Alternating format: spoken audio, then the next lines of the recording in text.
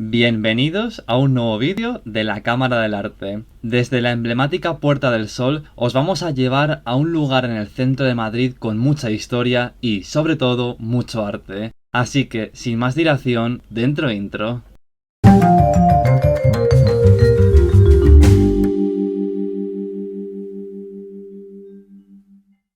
Si al salir de la estación ferroviaria de Sol nos dirigimos a la famosa estatua del Oso y el Madroño y continuamos por la vía que custodia, la calle de Alcalá, nos aguarda en esta pequeña subida un edificio clave de nuestra cultura e historia del arte, que es ni más ni menos que la Real Academia de Bellas Artes de San Fernando, aquella de la que llegó a ser académico y profesor Francisco de Goya, y sitio donde, en 2003, el arquitecto danés Jan Utzon, mundialmente conocido por su obra de Sydney, recibió el Premio Pritzker de Arquitectura, entre otros hitos destacados de la institución. No obstante, queremos que su historia os la cuente Margarita Robles, que fue una de nuestras guías cuando fuimos a grabar el día 27 de junio, contenido del cual sacaremos una trilogía completa, como iréis viendo en los próximos meses. Ahora sí, os dejamos con sus palabras.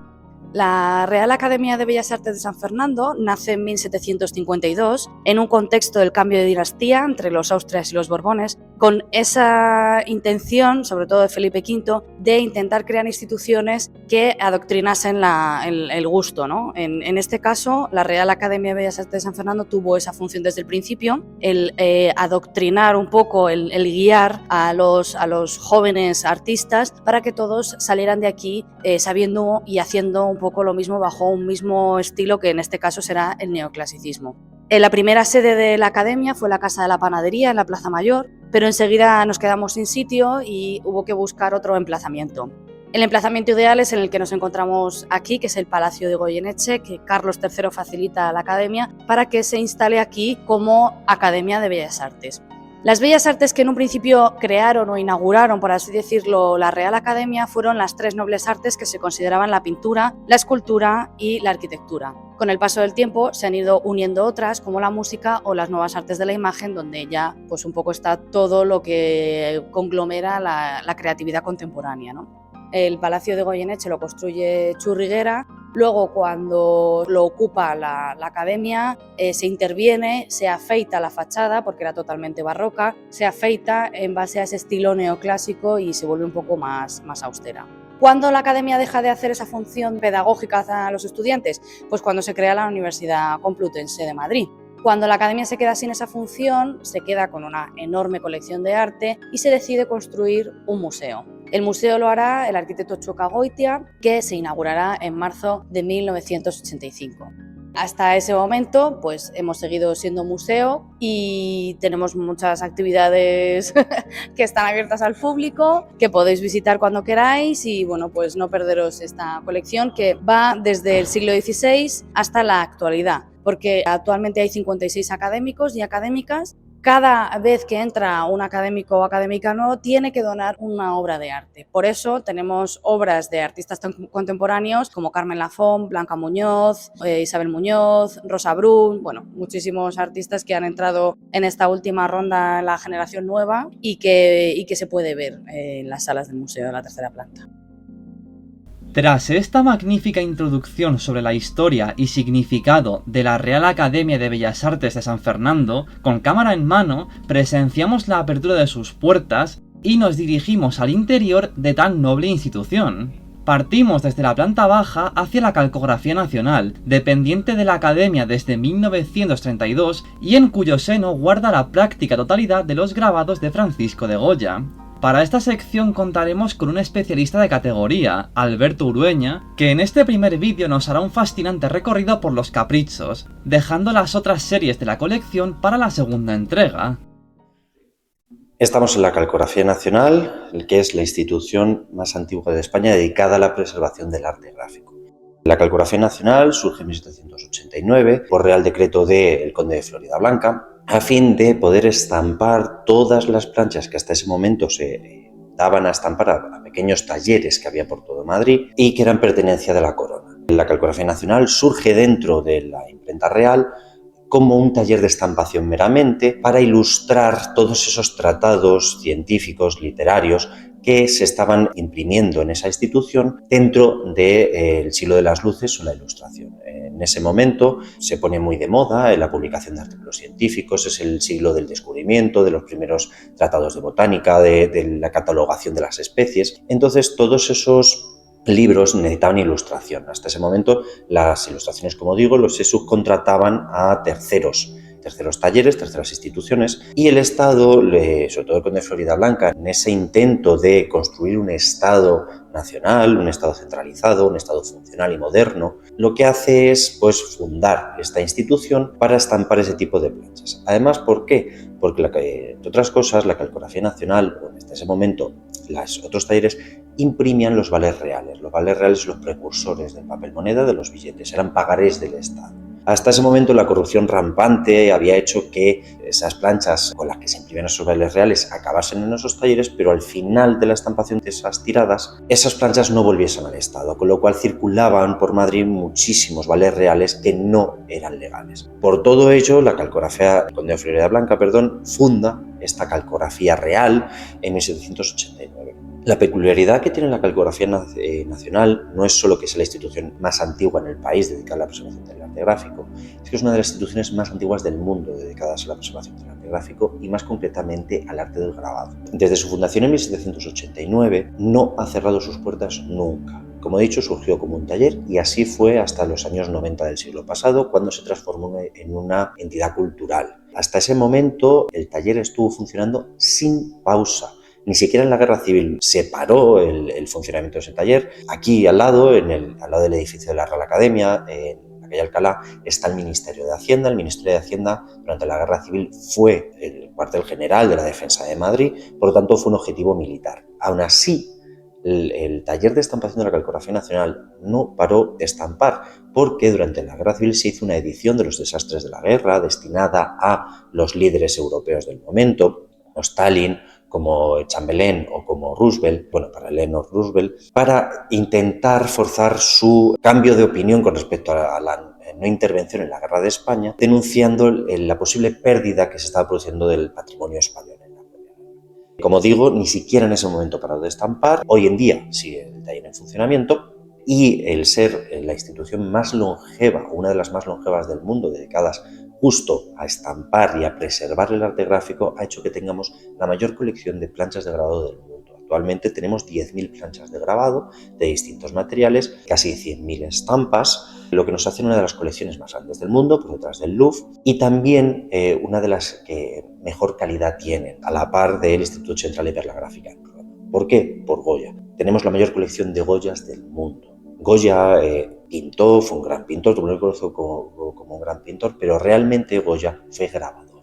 Goya, donde fue verdaderamente libre, donde expresó todo su talento y lo que realmente disfrutó, porque así lo tenemos atestiguado, fue en el arte del grabado. Goya grabó 231 planchas que se conozcan y 228 son pertenecientes a la Calcografía Nacional y de la Real Academia. Por lo tanto, somos la institución que más Goyas por metro cuadrado tiene del mundo. Ni el Prado tiene tantos. La primera serie que entró en la Calcografía Nacional fueron Los Caprichos, que también fue la primera gran serie de Goya dedicada al arte del grabado. Él tiene unos pequeños contactos con este arte varios años antes, cuando hace una serie para la venta que se llama Los Cuadros de Velázquez. Los Cuadros de Velázquez es la reproducción de los cuadros de Velázquez que había en la corte, a los que él tenía acceso como pintor de cámara y pintor de corte. Y además fue una serie que era muy típica del momento por una serie de motivos. En ese momento se está surgiendo una nueva clase social que es la burguesía. La burguesía no tiene acceso a esos centros de poder, pero quiere estar culturizada, quiere tener el acceso a la información que se mueve dentro de esos centros de poder, de esas cortes. Entonces esa nueva clase social empieza a demandar un producto que surge con muchísima fuerza, que son los periódicos, los diarios, los pasquines. Los periódicos, al fin y al cabo, o sus antecedentes, que son estos pasquines o diarios, son la información. Es la información de lo que está pasando en el mundo, es la información de lo que se cuenta en la corte, pero trasladado a la calle.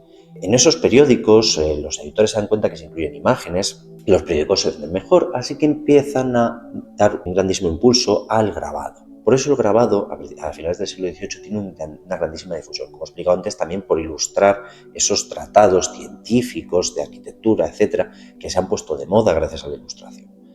Entonces Goya lo que hace es una especie de serie que busca culturizar a esa clase social mostrándoles obras maestras de la historia del arte español, como son los cuadros de Velázquez. Lo que pasa es que, Goya hace esos cuadros, pero no vuelve a tener contacto con el grabado, hasta que decide realizar los caprichos.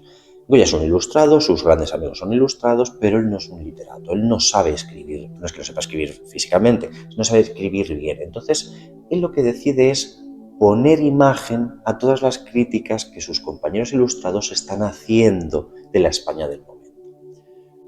Como os decía, Goya lo que pretende al realizar esta serie es poner imagen a todas esas críticas que sus compañeros ilustrados están haciendo de la España del momento.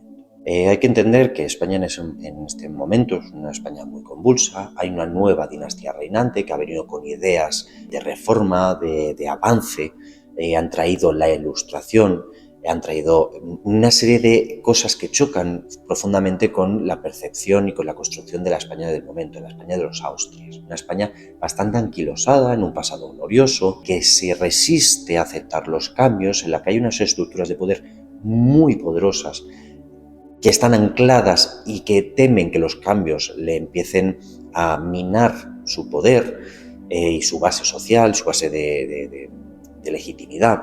Entonces, los ilustrados lo que empiezan a criticar es, por ejemplo, la irracionalidad, empiezan a criticar la superstición. Entonces, aquí, por ejemplo, Goya lo ilustra con que viene el coco.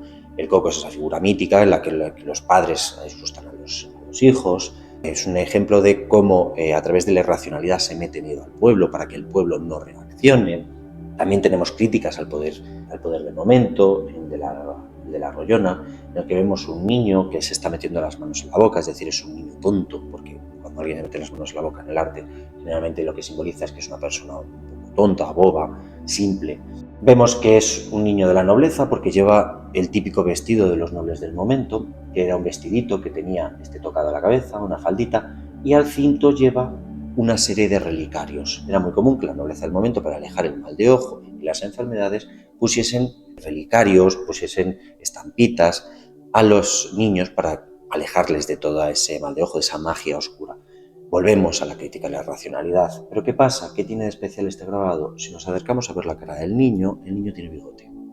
¿Por qué? Porque no es un niño, es un adulto. Aquí lo que está reflejando es esa nobleza que se supone que está dirigiendo el país, pero que realmente son niños jugando con el poder, jugando con el Estado, con el país. Y si el país funciona, es porque, como se ve aquí, hay gente detrás, hay lacayos, funcionarios que tiran del gran caldero que es España.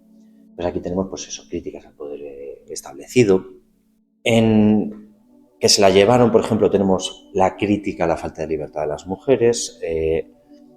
Los ilustrados hacen una crítica muy fuerte en este aspecto. Hay que entender que no es la lucha actual de la libertad de las mujeres, es el siglo XIX, pero los ilustrados empiezan a defender que las mujeres no son un mercado, no son un producto que se pueda comprar y vender para ganar dinero a través de las dotes.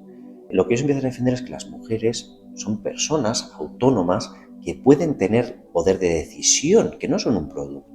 Y además critican también la hipocresía que hay hacia ellas, porque las mujeres tenían que tener una honra perfecta, pero los hombres podían tener una bajeza moral enorme, pero nadie les juzgaba por ello, pero las mujeres sí.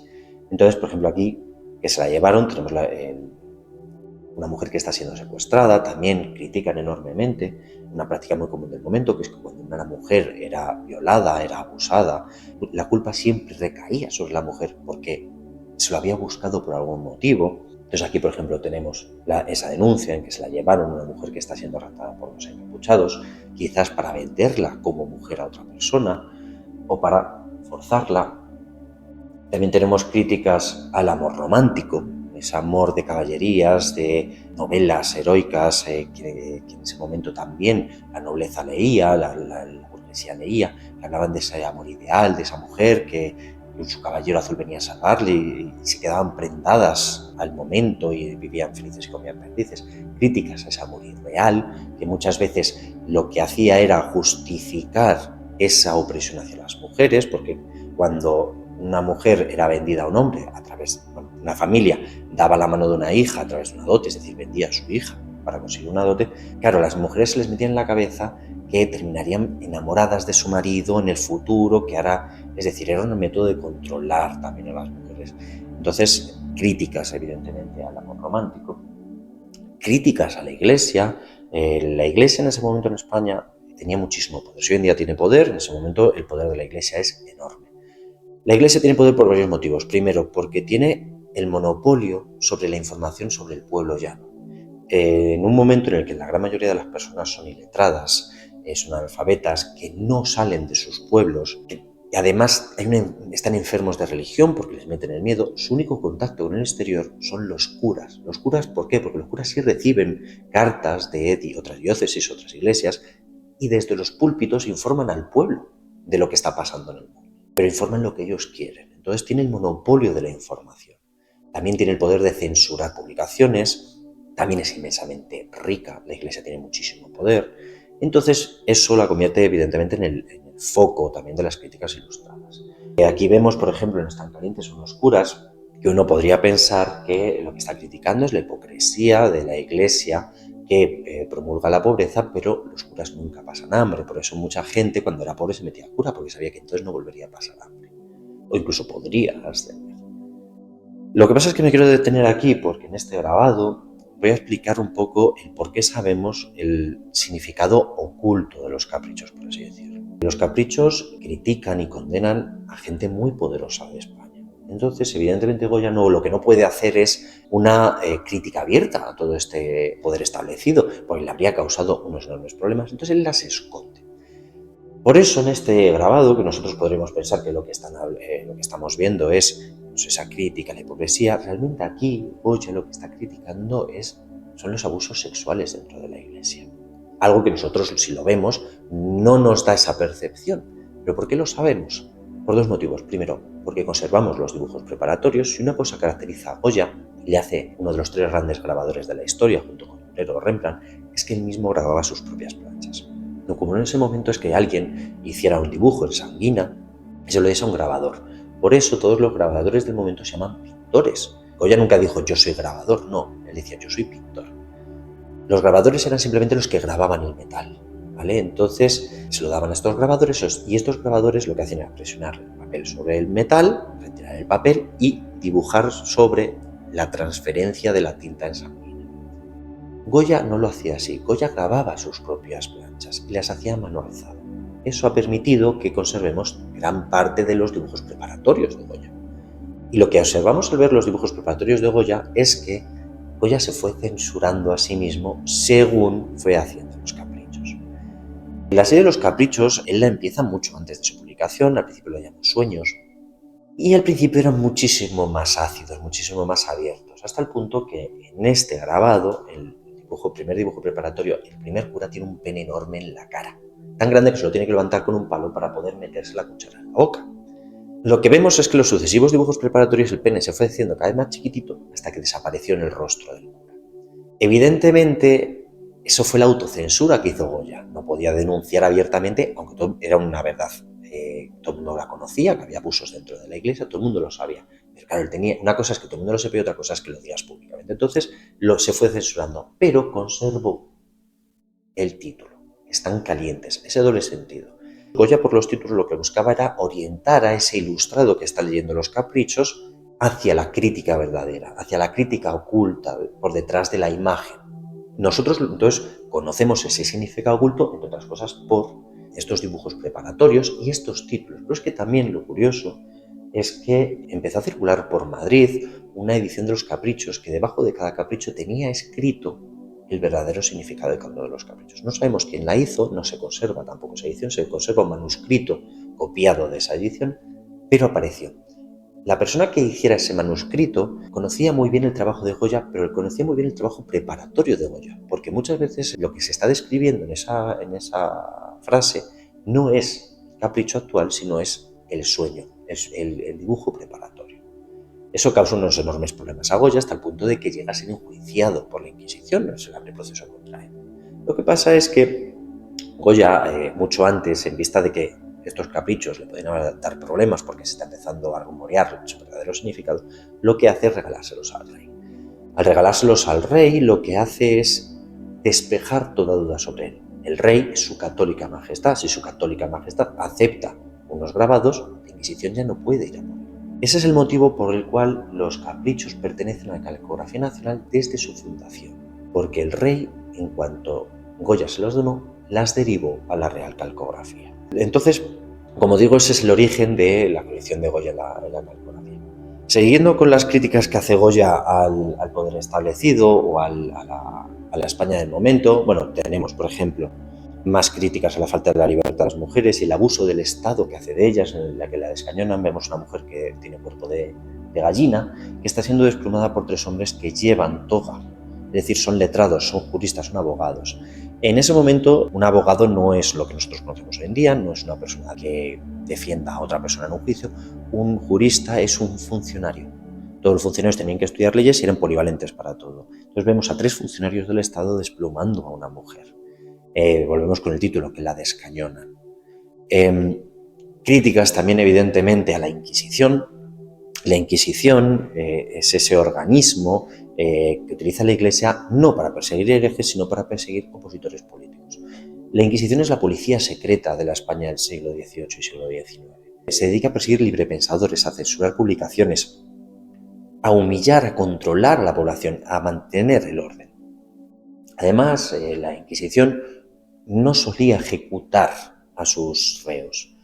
Prefería humillarles, prefería tornarles perfectos católicos, sumisos.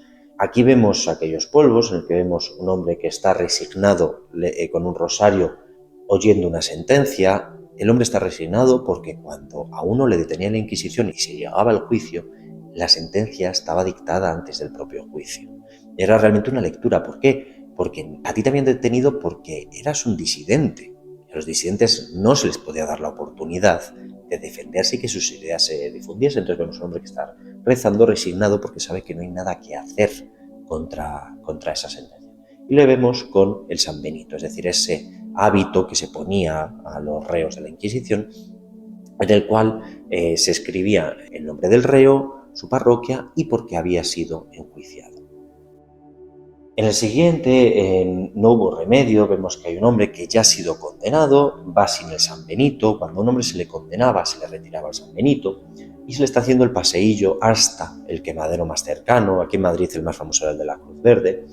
Y vemos que el hombre va igual resignado, pero lleva la cabeza alta porque lleva una pieza que se llamaba corbata. Esa corbata lo que obligaba al reo es a llevar la cabeza alta como si estuviera orgulloso de lo que hubiera hecho. Volvemos a esa humillación, además se le paseaba en un asno. Entonces obligaban al reo a no esconder la cara, porque te obligaba a llevar la cabeza alta. Vemos que lleva el capirote. Sabemos que esta persona ha sido condenada a la hoguera porque vemos que en el capirote lleva las llamas hacia arriba, el dibujo de las llamas hacia arriba. En la Inquisición, cuando el capirote llevaba unas llamas hacia abajo, significaba que el reo se había arrepentido y antes de ejecutarle se le daba garrote, que se consideraba más humanitario, luego se le quemaba. Si las llamas iban hacia arriba, se estaba uno condenado a morir, quemado vivo. Si no había llamas, significaba que el reo había sido condenado a penitencia, que era lo más común. Como he dicho, a los reos se les quitaba el San Benito y ese San Benito se llevaba a las iglesias parroquiales a la que perteneciesen los reos, como recordatorio de la mancha que pendía sobre una familia, obligando así a la familia a recuperar su honra. Ese era el método de control que tenía la Inquisición. Por eso los ilustrados realizan esas críticas tan feroces contra esta institución. También tenemos, por ejemplo, en Si quebró el cántaro, la denuncia de que la educación no puede conllevar violencia. Esa famosa frase de que la letra con sangre entra, ya desde el siglo XIX, finales del XVIII, principios del XIX, los ilustrados están empezando a denunciar que la educación no debe ser con la fuerza, no debe ser con la autoridad, se debe dar libertad a los alumnos para poder y querer aprender, para desarrollar inquietudes.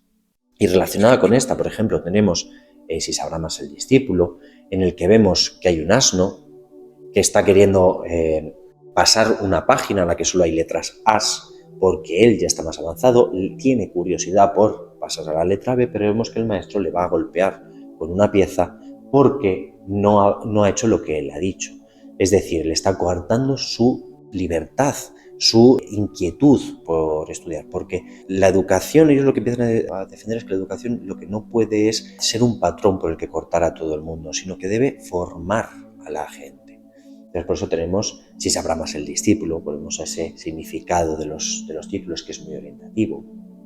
También tenemos críticas a personas muy importantes de la política española, como por ejemplo hasta su abuelo.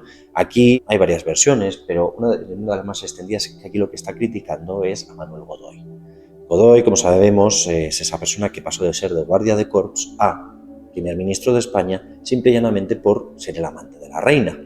Además, Godoy y Goya nunca se llevaron bien, aunque hay que reconocer que gracias a Godoy gran parte de los ilustrados después de la Ilustración francesa y cuando se demonizó a la Ilustración, se inició una persecución contra ellos. Fue el propio Godoy el que paralizó y mitigó gran parte de estas persecuciones, permitiendo a los grandes ilustrados españoles exiliarse o pasar a un perfil más bajo y no ser ejecutados o ser detenidos.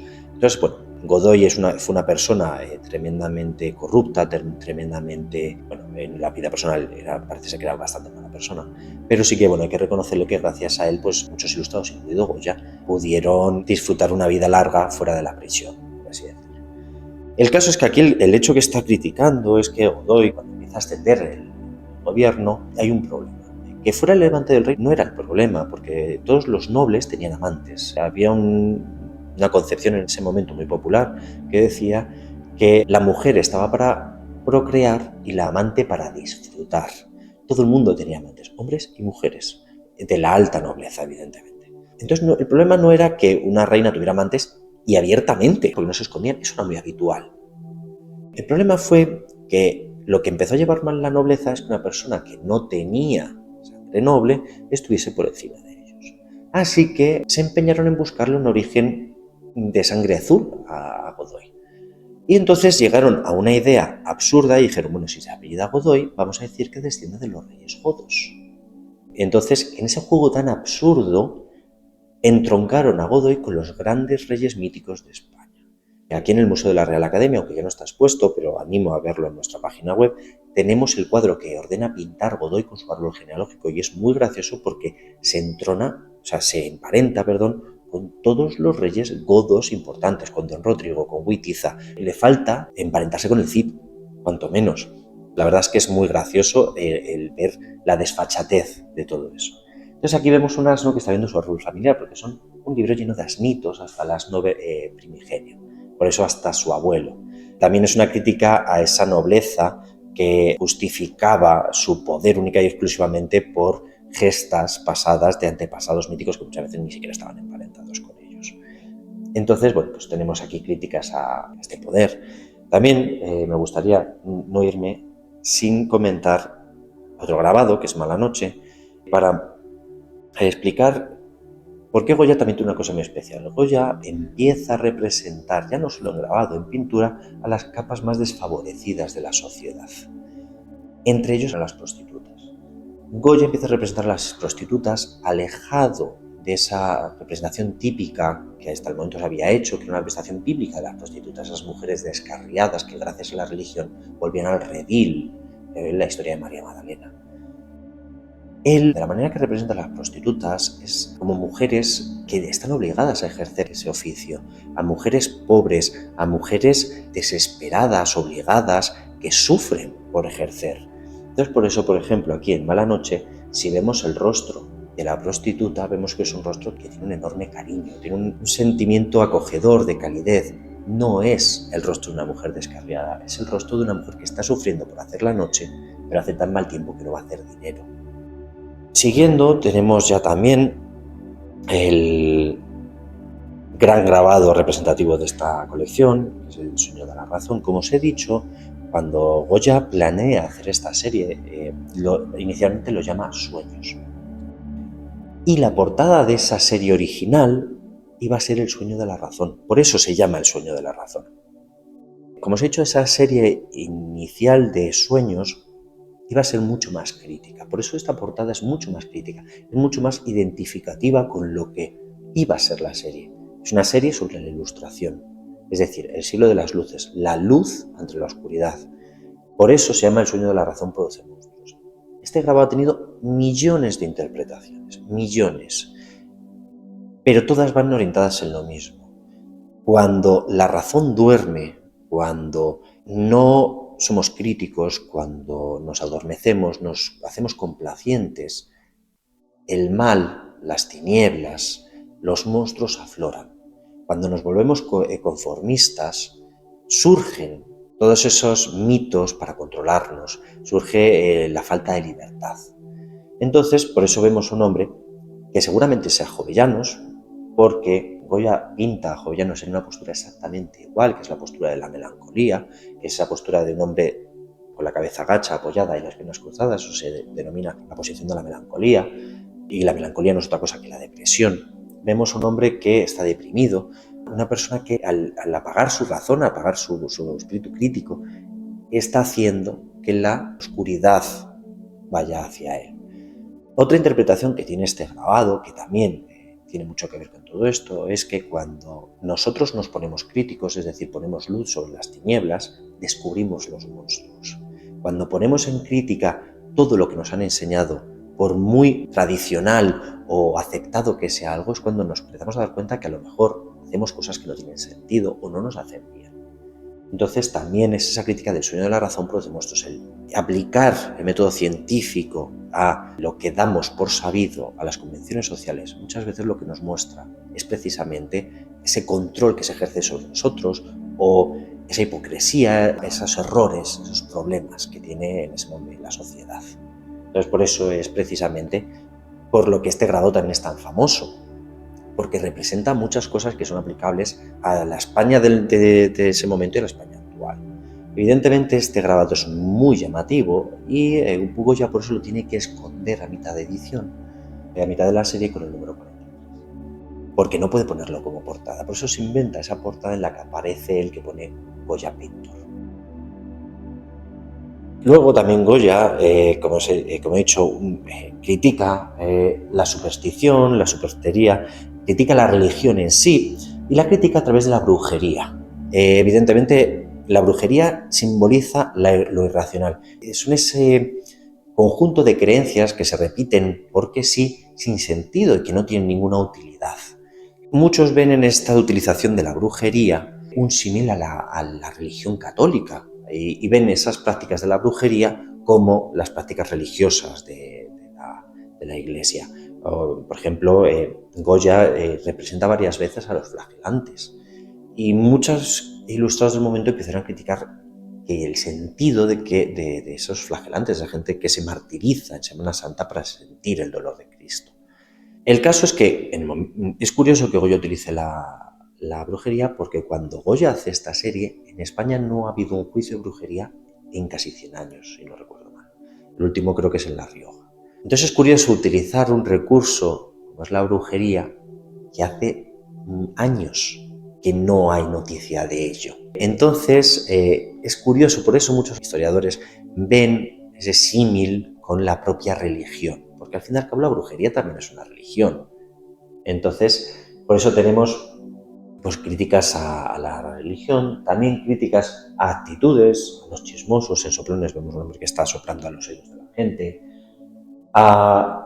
más críticas a la nobleza, en los Chinchillas, en el que vemos dos nobles, sabemos que es un noble porque uno lleva el rosario y otro lleva una espada, que son los símbolos de la nobleza, que tienen cerrojos en los oídos para no escuchar la verdad, tienen los ojos cerrados para no ver y están siendo alimentados por la ignorancia, que es esa mujer con orejas de burro. También críticas a la apariencia, en lo que por un sastre, en que una mujer está arrodillada ante un árbol que tiene un saco que parece una persona, críticas a las apariencias, a los populismos, por así decirlo, en que Pico de Oro, en el que vemos un hombre que está sospechosamente encima de un estrado que parece un púlpito, en el que critica esas lenguas de oro, a esa gente que convence a través de la palabra, siendo muy visceral, por eso el populismo. Y también, por ejemplo, muy curioso, cómo Goya también reserva una parte de la colección a criticar también a personajes con los que se llevaba mal, como por ejemplo Godoy, o en este caso la duquesa de Alba. La duquesa de Alba y Godoy fueron amantes durante muchísimo tiempo, pero llegó un momento en el que partieron peras, se pelearon y empezaron a llevarse muy mal. Entonces le reserva una estampa, el Volaverum. Aparece la duquesa de Alba con una mujer fútil, etérea, voluble, que además arrastra a sus amantes, que vemos que en este caso son 2 toreros y un ministro. Sabemos dos ministros son toreros. Sabemos que es un torero porque lleva un pollo. Entonces, bueno, pues reserva un poco también para criticar a sus amantes. Entonces, como veis, toda la serie de los caprichos es tremendamente crítica. Además, es tremendamente crítica con la sociedad española, también con la propia población. Y es la serie más famosa de Goya precisamente porque las críticas que hace en el momento son extrapolables a la sociedad española de hoy en día. Mucha gente sigue criticando el poder de la Iglesia, la ineptitud de los gobernantes, la corrupción, la forma en la que nos educamos, la forma en la que nos informamos. Eso es lo que ha provocado que esta serie sea tan famosa y sea además la más difundida a lo largo de la historia de Goya. Como he dicho, esta serie provocó que a Goya se le terminase abriendo un proceso por la Inquisición, aunque bueno, ese proceso terminó siendo cerrado, pero gracias a ser tan crítico y a ese miedo a ser enjuiciado, tenemos la suerte de que las 80 planchas acabaron en la calcografía. Y hasta aquí el contenido del primer capítulo de esta trilogía sobre la Real Academia de Bellas Artes de San Fernando. Quedan reservadas para la segunda entrega, como hemos indicado, las siguientes series de grabados de Goya, que son Los desastres de la guerra, La tauromaquia y Los disparates. Si deseas seguir aprendiendo más sobre las valiosas colecciones de la institución y te ha gustado este vídeo, recuerda dejar un buen me gusta, suscribirte a nuestro canal si es que aún no lo has hecho, y activar la campanita de notificaciones para no perderte estos vídeos ni todos los demás. Muchas gracias y hasta la próxima.